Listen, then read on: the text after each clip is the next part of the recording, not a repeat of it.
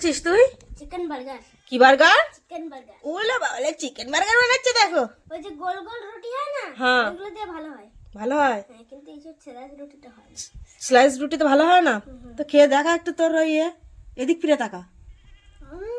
Burger আচ্ছা লাগা তো গাইস, কি বলো তো, হ্যাঁ ভালো কিছু খেতে গেলে ভালো টাকাও লাগে, আর হ্যাঁ যদি থাকে ইনকাম তবেই ভালো লাগে। তো সবসময় হয়তো আমরা ভালো মন্দ খেতে পারি না, হ্যাঁ কি করব, যেমন ইনকাম তেমন তো খেতে হবে। তো ভিডিও বানাচ্ছি বলেই যে ভিডিওর সামনে আমাকে ভালো মন্দ খেতে হবে এমন কিন্তু না। আমাকে কেউ একজন বলেছিল হ্যাঁ ভিডিও বানাতে গেলে ভালো মন্দ খেতে হয়, ক্যামেরার সামনে ভালো ড্রেস আপ করতে হয়।